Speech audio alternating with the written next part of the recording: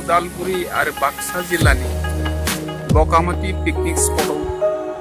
mister Kamdev Daimaria दंफैयो आरो बे बगामाति पिकनिक स्पटआवनो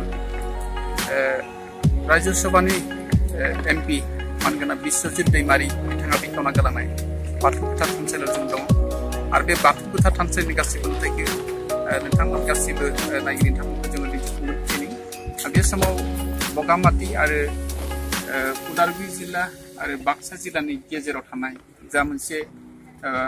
गोथार बाथौ सान बे गोथार बाथौ थानसालि बे गोथार बाथौ थानसालिनि लांगोनायाव जों दङ आरो गासिबो जोंनि नुथायखौ नोंथांमोना निश्चय नुदों आरो गासिबो नुथायखौ दिन्थिफुंनो थाखाय जोंनि केमेरा पार्सन बिथांखौ खावलायदों बे समाव नै बगामाति गोथार बाथौ थानसालिनि बियो गुबै दरखं आरो जों बे गुबै दरखं दं आरो गुबै दरखंनिफ्रायनो जोंनि मोनफ्रोमबो नुथायखौ दिनै जोङो बाथौ बिमुसा जानानै गासिबो नायगिरि नोंथांमोनखौ दिन्थिफुंनांगोन आरो बे गासिबो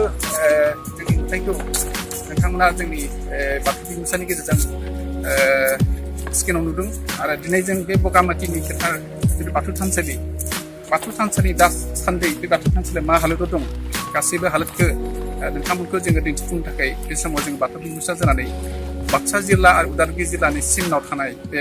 बगामातिनि गोथार थानसालि बे गोथार थानसालियाव जों दंफैयो आरो गोथार थानसालिनि गासैबो जोंनि बे नुथायखौ जोंनि केमेरा पार्सना नोंथांमोननि गेजेराव दिन्थिफुंबाय थानाय जादों आरो नोंथांमोना नुनो मोन्दों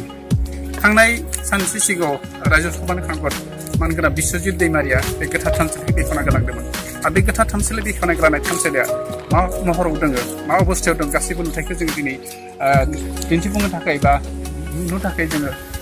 दिनै बाथौ बिमुसा जों लाना फैबाय आरो नोंथांमोना नुनो मोन्दों बे समावहाय बगामातिनि जा गोथार बाथौ थानसालि बे गोथार बाथौ थानसालिनि गासैबो नुथायखौ जों दिनै नोंथांमोननि सिगाङावहाय दिन्थिफुंनो होननानै बे बगामातिनि पिकनिक स्पटआव दंफैयो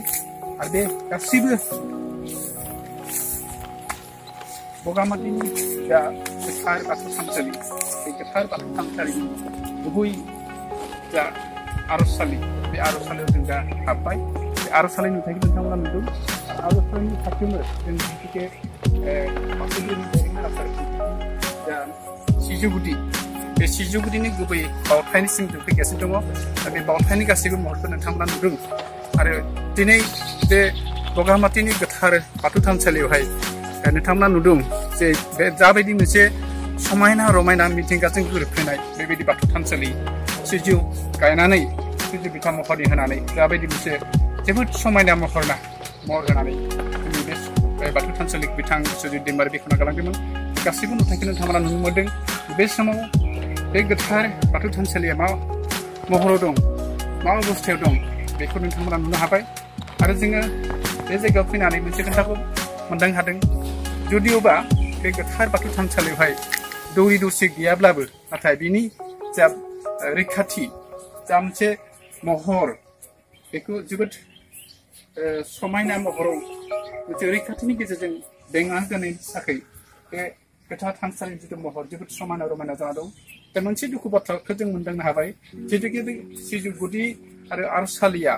गोजौआव जिखिनि होनो गोनां माखासे गोजौनि सालि होनो गोनां बे गोजौ सालिखौ जों नुनो मोननाय जायाखिसै जायनि थाखाय हयथ' जोंनि आर'जसालिया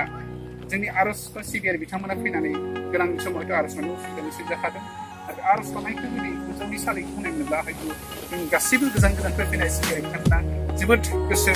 मोदोम होनानै बेबायदि गोथार सिजौनि गुदियाव बावथाय होनानै आर'जनि गेजेरजों हाबाफारिखौ लादोंमोन जाय गोजौआव माखासे होनो गोनांनि थाखाय एसे उसुबिदा नुसै जादों आरो अखा हादों बायदिसिना एसे उसुबिदा जोंनि सिबियारिफ्रा मोनदों दा बेहाय मोनसे खोथाखौ नोंथांमोना नुनो मोन्दों जे जोंनि बे बगामातिनि जा गोथार बाथौ थानसालिजोंनो नांजाबनानै मिथिंगाया माखासे सुबुं माहारिनि गेजेराव मोनसे बिथां नुथाय होनाय दं बे नुथायखौ नोंथांमोना नुदों बेबायदि मोनसे जोबोद जारिमिनारि नेरसोननि गेजेरजों जोंनि बर' माहारिनि आसार खान्थि बर' माहारिनि गाननाय जोमनाय बर' माहारिया सुबुं माहारि जानो थांनायनि सिगां माबायदि मानसि महरनि मावनां हाबाफारिखौ मावबोदोंमोन आरो बर' माहारिया फैजेननायनिफ्राय बोरै गानदोंमोन बोरै हारिमु सिबिनायावहाय बेबायदिनो न'खर गंसे सामलायनो थाखाय बा गावनि गाननाय जोमनाय हारिमुखौ सिबिनो थाखाय मा खामानि मावनो गोनां जादोंमोन गासैबो नुथायखौ बेयाव दिन्थिबोदों आरो बर' माहारि हिसाबै जोंनि गुबै धोरोमा मा गुबै धोरोमनि गासैबो नेरसोनखौ माबोरै सिबिनो गोनां जादोंमोन माबोरै खालामनो गोनांमोन गासैबो बेबायदिनो जों जिहेतु बर' माहारिया आबाद मावना जाग्रा हारि हिसाबै दिनै आबाद मावनायनि जा नेरसोन बेवहाय फांसे दंफांखौ बोरै गायनांगौ बिनि दैखौ जगायनाय बेबस्था दङ आरो जोंनि बर' माहारि आबाद मावना जाग्रा हिसाबै फोथाराव हालेवनाय नेरसोनखौ बिथांमोना गालांदों बेबायदिनो फांसे दंफांनि फिथाइ सामथाइ हाननायनि बेलायाव बिथांमोना देखायदों